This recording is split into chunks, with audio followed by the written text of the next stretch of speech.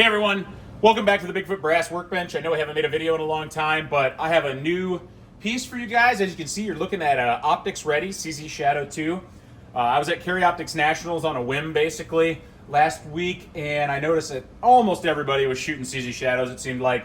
And it dawned on me that I have never owned one, I've never shot one, I don't know how to work on one, and that needs to be something that I have in my bank of knowledge. So I went out and I got one. I got a very basic CZ Shadow 2 Optics Ready, and then I ordered, through some research and speaking with friends, I ordered parts and I made the conversions to the firearm you see sitting here. 507 comp, mounted up top onto the optics plate. I went with LOK aluminum gridlock grips. I didn't do brass because it's already a stout pistol and I didn't want to go much heavier.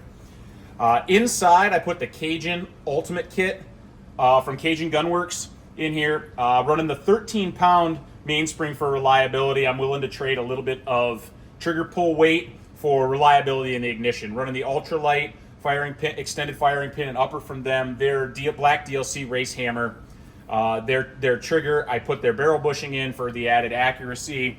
Everything installed well, very easy. I never had this gun before, never took one apart, never worked on one, and you know, it didn't take me long at all. Once I understood how it come apart, how it went back together, the hardest part's probably getting the sear spring and the trigger reset spring set in there. As far as magazines, I went with a Henning base pad like I normally run on most everything, with a Grams follower for reliability. 23 reloadable, works every time. I really trust Grams, and I really like Henning products as well. One thing I do want to note is I did a little bit of a load development before I shot this for the first time yesterday, and everybody talks about how the CZs, you got to load short, load short, load short. That's what you always hear.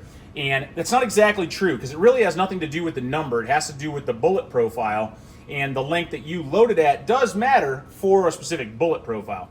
What you see sitting here in front of you is a 147 Cam Pro flat point, and this has to be loaded at 1.09 to plunk test in this firearm and clear the rifling. This, on the other hand, this is at 1.13, a number that somebody would probably tell you is long for a stock CZ Shadow. But if you look at the bullet profile, and this is a 115 Berries hollow base heavy plate, this plunk tests in this barrel just fine. Everyone says, what's the best case gauge? You know, I got the Hundo, I got everything. I case gauge every round, but the best case gauge for setting it up originally is the barrel inside the firearm you're going to shoot it for. You should be able to drop that round in, you should be able to spin it, and you should be able to tip the barrel and and it should drop right out. It should not stick in there in the rifling at all. And that's a way that you're going to build a reliable load that's going to fire in this gun every time. So lastly, I guess I'm running, I went down in poundage I went to an 11 pound, and I also had a 12 pound. I tested the 11 pound, looks nice. You don't want to underspring these because they're notorious for beating on themselves.